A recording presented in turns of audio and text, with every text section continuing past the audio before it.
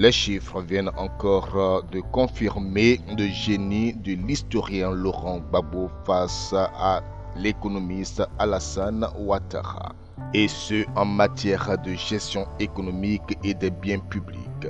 En cause le sinistre record de la dette extérieure que le pays vient d'atteindre en 10 ans de pouvoir du régime Ouattara. En effet, avant son accession au pouvoir en avril 2011, dans les conditions que tout le monde sait, le RDR et ses soutiens extérieurs représentaient Alassane Ouattara, l'homme providentiel qui mettrait fin à toutes les souffrances des Ivoiriens en redressant son économie. Cependant, 10 ans après, l'émergence promise aux Ivoiriens s'est transformée en un cauchemar. Au moment où on entrait dans le PPTE, on était à 44-45%. Aujourd'hui, on est à 42%. Donc le seuil là ne signifie pas que c'est quand on y est qu'on a des problèmes avec la dette. Nous étions déjà à 42, on avait des problèmes. Tous les grands pays s'endettent, oui, c'est vrai, le Japon est parmi les plus endettés, mais le Japon s'endette auprès des Japonais. Nous, on s'endette auprès des Américains, auprès des Européens. Et là, notre dette est largement libellée en euros. Ça veut dire que pour rembourser la dette, il faut qu'on achète des euros. Et dernier l'élément, on dit oui, et même si la dette est là, 15 000 milliards, mais il faut regarder, on voit bien les réalisations, les ponts, les routes, le goudron, les infrastructures, ça aussi c'est vrai. Sauf que ces infrastructures sont acquises pas selon les normes du marché. Même si on dit que c'est un économiste libéral qui gouverne la Côte d'Ivoire aujourd'hui, il n'y a rien de plus opaque que les passations de marché de ce gouvernement. Les entreprises font des routes et puis à la première saison des pluies, elles sont dégradées. Cette révélation de l'ancien président de l'Assemblée nationale vient donner raison à certains observateurs de la scène politique ivoirienne qui n'ont jamais cru au génie du grand économiste, du mentor du RDR. Selon eux, le niveau astronomique de la dette extérieure du pays est la preuve de l'incapacité du président du RHDP à gouverner sainement et surtout à trouver des solutions endogènes aux problèmes des Ivoiriens. L'apport extérieur semble être le seul salut d'Alassane Ouattara pour apporter un semblant de solution aux problèmes des Ivoiriens. Là où le président Laurent Gbagbo n'a compté que sur les ressources propres du pays, fait remarquer un observateur du marigot politique ivoirien. Le président Gbagbo et le budget sécurisé. Dès son élection en octobre 2000 et surtout face au refus des institutions financières internationales, FMI et Banque mondiale, etc., de l'accompagner dans la mise en place de son programme économique, le président Laurent Gbagbo a eu le recours au génie de ses collaborateurs, notamment celui de Paul-Antoine Boun-Boabré, son ministre de l'économie et des finances d'alors. Cet économiste a inventé le concept du budget sécurisé dont la mise en place a changé le visage de l'économie ivoirienne seulement en quelques temps de gouvernance des refondateurs. Face au succès de cette trouvaille, le président Laurent Gbagbo n'avait pas tari à l'endroit de ses collaborateurs. Je voudrais aujourd'hui, devant ses parents, saluer Boun-Boabré, parce que ce n'était pas évident du tout. À l'approche de la fin de chaque mois, des radios méchantes, mauvaises, dangereuses pour l'Afrique, racontaient que nous n'allions pas pouvoir payer nos fonctionnaires. Eh bien, nous les payons.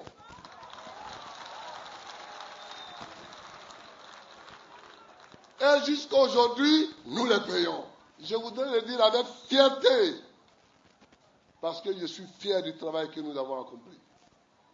Non seulement nous avons payé nos fonctionnaires, nous avons même prêté l'argent à d'autres pays.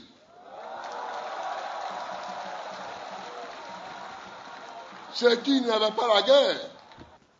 Nous sommes intervenus dans toutes les élections de tous les pays africains. Et nous étions en guerre. Il faut que les gens sachent reconnaître ce qui est. Or, ce qui est, c'est que nous avons géré avec rigueur.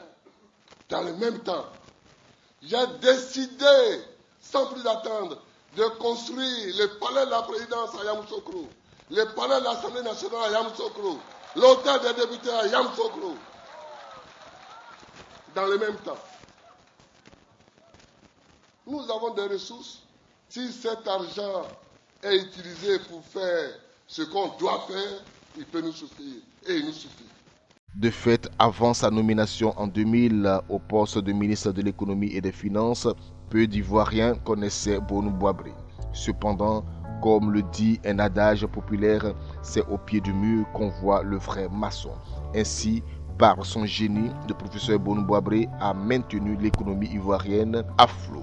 Alors que le pays était coupé en deux et que les relations entre la Côte d'Ivoire et les organisations financières FMI, BAD, Banque mondiale sont rompues. Il réussit à maintenir le niveau de vie, assurer le paiement des fonctionnaires de la dette nationale et assurer le retour des bailleurs de fonds en Côte d'Ivoire, augmenter les salaires des forces de l'ordre pour faire face à la corruption. Tout cela sans emprunt, témoigne un ancien collaborateur. Par ailleurs, c'est grâce à son génie que la Côte d'Ivoire a été éligible à l'initiative PPTE, dont le pays a bénéficié en 2012 après le renversement du président Laurent Gbagbo par l'armée française le 11 avril 2011. Comme on le dit, sous le régime de l'historien, la Côte d'Ivoire a tenu pratiquement ses engagements et réalisé des investissements sans aucun apport extérieur. Les performances réalisées avec cette nouvelle politique budgétaire sécurisée vont permettre à la Côte d'Ivoire d'honorer les services de la dette de l'ordre de 4 000 milliards de francs CFA par an. Ainsi, tout ce sérieux mis dans la gestion des affaires publiques va permettre au pays de rembourser régulièrement ses dettes. Cela est d'autant plus vrai qu'à la fin de l'année 2010, la dette de la Côte d'Ivoire, qui était de 6 700 milliards de francs CFA, retombe à 4 000 milliards, soit une baisse de 40%. Ce qui, selon les spécialistes des questions économiques, fait passer le ratio de la dette extérieure par rapport au PIB à 16,6% contre 88,7% en 2000. Voici le miracle réalisé par le professeur d'histoire, là où le régime de l'économiste venu du FMI fait piètre figure avec une dette extérieure de plus de 15 000 milliards de francs CFA. Gbagbo Ouattara, c'est le jour et la nuit.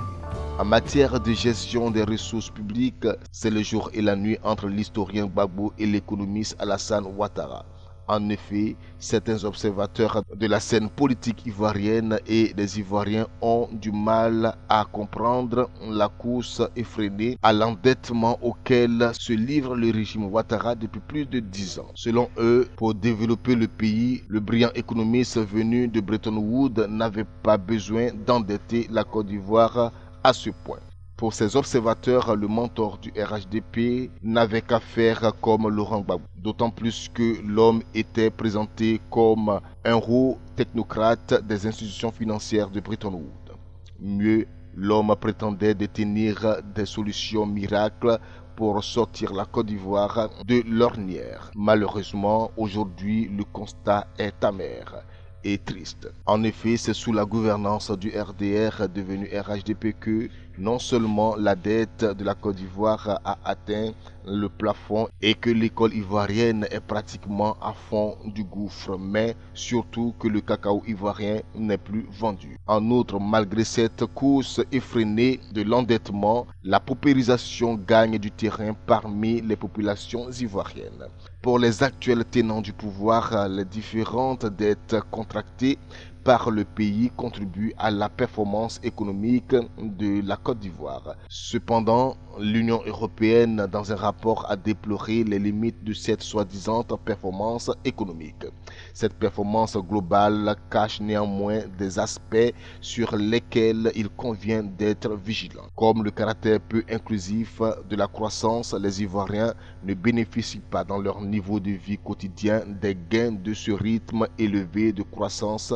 Ainsi, le FMI notait en décembre 2017 le déclin de la productivité du fait du rattrapage après conflit et la répartition inégale des fruits de la croissance pose des difficultés.